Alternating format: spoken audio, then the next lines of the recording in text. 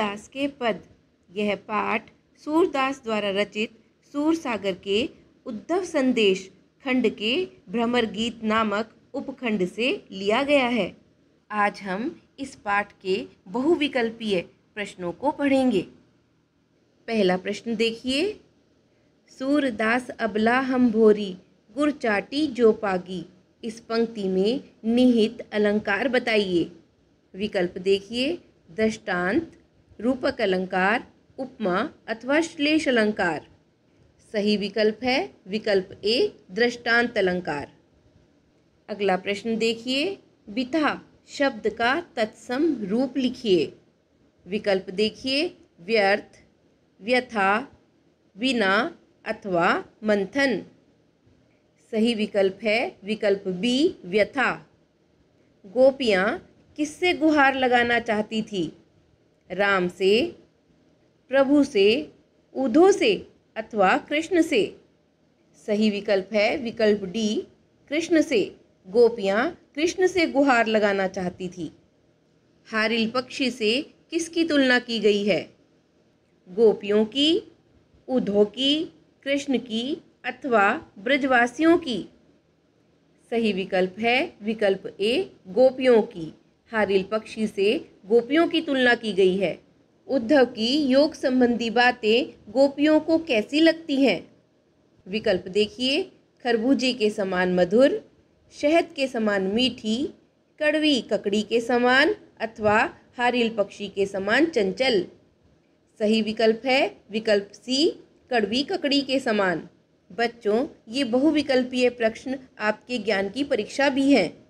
प्रश्न के साथ साथ आप इनके उत्तर को टाइप करके अथवा लिखकर अपने ज्ञान को जांच भी सकते हैं। अगला प्रश्न देखिए। गोपियों ने कृष्ण को किस प्रकार धारण किया था? मन से, कर्म से, वचन से अथवा उपरोक्त सभी तरह से। सही विकल्प है उपरोक्त सभी तरह से। गोपियों ने कृष्ण को मन, कर्म और वचन से धारण किया था। जकरी शब्द का क्या अर्थ है?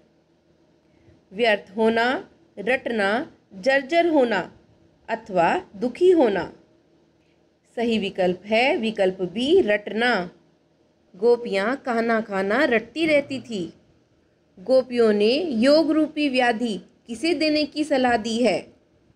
जो बीमार हो, जो ईश्वर भक्त हो, जो कृष्ण को ही भगवान माने अथवा जिसका मन चक्री के समान चंचल हो। सही विकल्प है विकल्प डी, जिसका मन चक्री के समान चंचल हो। मधुकर शब्द का प्रयोग किसके लिए हुआ है? विकल्प देखिए। गोपियों के लिए, भौरे के लिए, कृष्ण के लिए अथवा उद्धव के लिए। सही विकल्प है उद्धव के लिए। मधुकर शब्द का प्रयोग उद्धव के लिए हुआ है। कृष्ण ब्रिज जाते समय अपने साथ गोपियों का क्या चुरा ले गए थे? गोपियों का मन, माखन, दही अथवा शहद। सही विकल्प है गोपियों का मन। ब्रज जाते समय कृष्ण अपने साथ गोपियों का मन चुरा ले गए थे। गोपियों के अनुसार सच्चा राजधर्म क्या है? प्रजा का पालन, प्रजा के सुखों का ध्यान रखना, प्रजा को बिल्कुल ना सताना अथवा उपर्युक्त सभी। सही विकल्प है विकल्प डी, उपर्युक्त सभी। हरि है राजनीति पढ़ी आए, जाहि सताए पद में किस शब्द शक्ति का प्रयोग हुआ है? अभिधा शक्ति, लक्षणा शक्ति, व्यंजना शक्ति अथवा इनमें से कोई नहीं। सही विकल्प है विकल्प सी, व्यंजना शक्ति, क्योंकि गोपियाँ श्री कृष्ण पर व्यंग कर रही हैं। सूरदास का जन्म कब हुआ? सन 1478 में, सन 1448 में, सन 1468 में अथवा सन 1458 में। सही विकल्प है सन 1478 में। सूरदास की मृत्यु कब हुई? सन 1578, सन 1568, सन 1583 में अथवा सन 1520 में। सही विकल्प है सन 1583 में। सूरदास द्वारा रचित सूरसागर में लगभग कितने पद हैं? लगभग 125, लगभग 500, लगभग 700 अथवा लगभग 1100। सही विकल्प है लगभग 500। निम्नलिखित में कौन सी रचना सूरदास की नहीं है? सूरसागर, सुरसरावली, साहित्य लहरी और साहित्य अमृत। सही विकल्प है विकल्प डी, साहित्य अमृत। साहित्य अमृत सूरदास की रचना नहीं है। सूरदास ने अपने साहित्य में किसको प्रमुखता दी है? राम को, कृष्ण को, निराकार ब्रह्म को अथवा राजाओं की कथाओं को? सही विकल्प है कृष्ण को।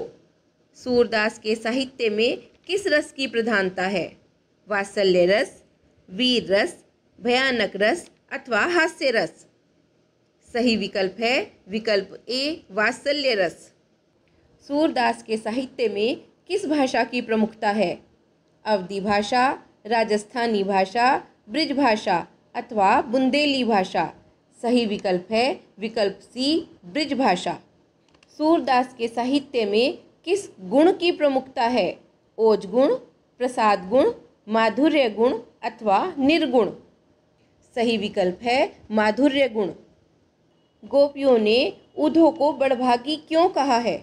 विकल्प देखिए। ऐसा कहकर गोपियों ने उद्धव पर व्यंग्य किया है क्योंकि उद्धव बहुत ही भाग्यवान है। उद्धव बहुत ज्ञानी थे और गोपियाँ उनके ज्ञान का लोहा मानती थी, अथवा वे कृष्ण के सखा थे, इसलिए उनको बड़भागी कहा है। सही विकल्प है विकल्प ए। ऐसा कहकर गोपियों ने उद्धव पर व्यंग्य किया है। गोपियों ने उद्धव के अनासक्त रहने की तुलना किससे की है? विकल्प देखिए। कमल के पत्ते से, तेल की मटकी से, कमल के पत्ते और तेल की मटकी दोनों से अथवा इनमें से कोई नहीं? सही विकल्प है विकल्प सी, कमल के पत्ते और तेल की मटकी दोनों से। प्रीति नदी में कौन सा अलंकार है? यमक अलंकार, रूपक अलंकार, अनुप्रास अथवा उपमा अलंकार? सही विकल्प है विकल्प बी, रूपक अलंकार। गुर चाटी जो पागी में गुर अर्थात गुड़ से किसकी तुलना हुई है और चाटी अर्थात चींटी से किसकी? विकल्प देखिए। गुड़ से उद्धव की तुलना हुई है और चींटी से गोपियों की। गुड़ से कृष्ण की तुलना हुई है और चींटियों से राधा की। गुड़ से ब्रजवासियों की तुलना हुई है और चींटी से कृष्ण की।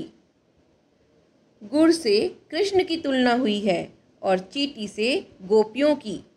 सही विकल्प है विकल्प डी, गुड़ से कृष्ण की तुलना हुई है और चींटियों से गोपियों की। गोपियों ने स्वयं को भोरी अर्थात भोली क्यों कहा है? वे मूर्ख थी, वे छल कपट और चतुराई से दूर थी, वे उद्धव की बातों में आ गई थी, वे किसी का कहना नहीं मानती थी। सही विकल्प है गोपियाँ छल कपट और चतुराई से दूर थी, विकल्प बी। समझी बात कहत रिक्त स्थान के समाचार सब पाए। उचित शब्द से पंक्ति को पूरा कीजिए। विकल्प देखिए। दिनकर, मधुकर, उद्धव अथवा कृष्ण? सही विकल्प है विकल्प बी, मधुकर। समझी बात कहत मधुकर के, समाचार सब पाए। निम्न पंक्तियों को व्यवस्थित रूप से लिखिए। पंक्तियों का सही मिलान है। जागत सोवत स्वप्न दिवस निसी, कान कान जकरी। दूसरी पंक्ति देखिए। सुनत जोग लागत है ऐसो, ज्यों करुई ककड़ी। अगली पंक्ति देखिए। सूतो व्याधि हमको ले आए, देखी सुनी न करी। अंतिम पंक्ति देखिए। यह तो सूर तिन्हि ले सौंपो, जिनके मन चकरी। उद्धव को बड़भागी किसके द्वारा कहा गया है? कृष्ण के द्वारा, मथुरावासियों के द्वारा, गोपियों के द्वारा अथवा स्वयं उद्धव के द्वारा? सही विकल्प है विकल्प सी, गोपियों के द्वारा। उद्धव को बड़भागी गोपियों के द्वारा कहा गया है। अगला प्रश्न देखिए। अपरस शब्द का यहाँ क्या अर्थ है? विकल्प ए सूखा, विकल्प बी अनासक्त, विकल्प सी दुर्भाग्यशाली और विकल्प डी निर्विकार। सही विकल्प है विकल्प बी, अनासक्त।